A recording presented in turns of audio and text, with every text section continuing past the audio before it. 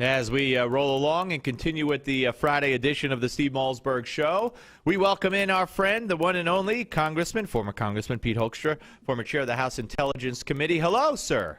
Hey, hi, Steve. How are you?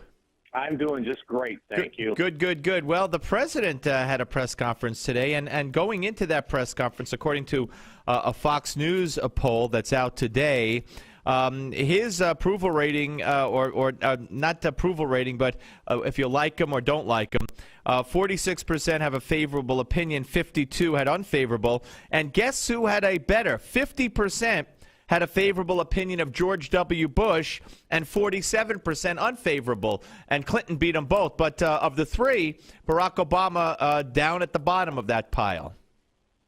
Well, it's not surprising, as the first question at the news conference, you know you're having a bad day when the first question you get is, Mr. President, do you consider 2013 the worst year of your presidency? That's not a good way to start your day. Yeah, and he, of course, said he doesn't look at it that way, and he talked about achievements. But let's look at that healthcare for a second here.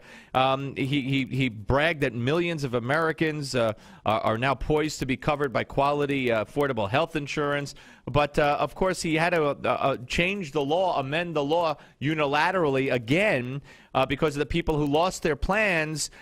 He has now given them a buy that they have to buy individual coverage by the end of by the sign-up period, or suffer a penalty. And he's also enabled them to buy just the bare bones catastrophic coverage. So again, I think it's the 14th or 18th change to the law that once again he has made unilaterally. And those are the ones that we know about. True. All right. I mean, I think administratively and all of these types of things, they're doing modifications of this law each and every day. And the sad thing here is the president says, wow, we've had 1 million people sign up in the last 3 months. And it's kind of like, well, that's 1 million of the 5 million who've had their policies canceled, which means that 4 million of people are still hanging out there. You've got 3.9 million people who have gone on to Medicaid, which a lot of doctors and hospitals won't take because Medicaid reimbursements are absolutely miserable.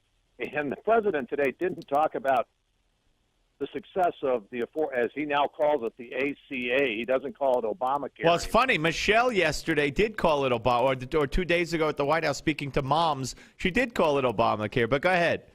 Yeah, and but what he talks about is they're stabilizing health care costs. Well, that's not the concern that people have right now. You've got all of these people who can't get through the website, who can't sign up, who don't know whether they're going to have care or not, and who are wondering whether Obamacare is going to be the next target where we find out that 20, 30, 40 million people's records are lost. Absolutely. Or have been stolen. Absolutely. Because, as Mike Rogers from Michigan has been saying for the last couple of months, there's not the security in Obamacare to protect people's personal data. No, you're absolutely correct.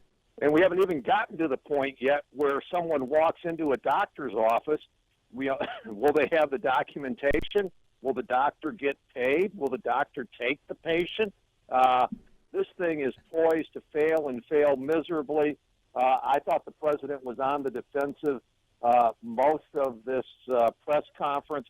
It was not a great way to close out a year, and there were just all kinds of inconsistencies. He says he's not going to negotiate. Well, I wanted to get to that. Congressman, that's something that he was asked, and he even said, the answer to that. And why should he negotiate? He has a Republican Party that caved on the budget, a Republican Party that caved on the CR and the temporary raising of the debt ceiling before the budget, and now the debt ceiling's coming up again in February probably, and they're asking him, are you going to negotiate? I would say no, too. Yeah, he'll say no, but at the end, he will negotiate. I think Republicans will get something out of raising the debt ceiling. I'm not sure what they're going to get. But you don't think what's the difference here then, Congressman? I mean, they were so afraid of a shutdown or a showdown or a shutdown or anything that would take the focus off of the healthcare debacle heading into 2014. So what makes you think going forward in 014 that all of a sudden they would risk not only not a shutdown, but going over the the so-called debt ceiling cliff or whatever again when they're only going to be portrayed as the ones who are to blame? Well, they're not going to. I think your analysis is absolutely right.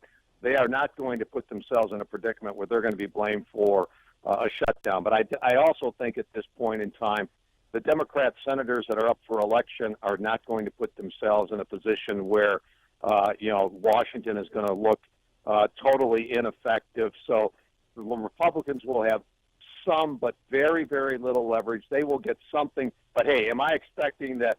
In March or April, you and I are going to be doing an interview, and we're going to be, high-fiving each other, saying that was a great deal. Now we'll be saying, okay, they got a little bit, but hey, this 2014 election is what's going to really matter. I got a deal for the president. You give us what we want, and if this is the Republicans, you give us what we want, Mr. President, and we'll think about not impeaching you if we take back the Senate in November of this year. How's that for a deal? Yeah, that's yeah. But that'll never. Hey, what about the NSA? Of course, the president was caught. Ed Henry quoted something he had said months ago that he thought a balance had been struck, that things were good with the NSA program, and then of course he had the court decision, and he had his own panel found that that's not the case. We got less than a minute, so it's not fair. But where do you think we're headed with the NSA program? I think the president on NSA, he is in free fall. The statements that Clapper made earlier this year that were incorrect, some would call a lie. This court ruling, the president's lack of standing up and defending at least parts of the NSA program, or at least more clearly defining it. I think we're in for some significant changes to it. And I'm concerned about some of those changes. I was there when these programs started. They've changed dramatically. Right. But we need some form of them to keep us safe. All right. That'll be for the new year. Happy New Year. And Congressman, Merry Christmas to you. Great talking to you. We'll speak to you very soon. Thank you so much. Congressman Pete Hoekstra, ladies and gentlemen, our friend on the show. We're coming back. Steve Malzberg, Newsmax TV and radio.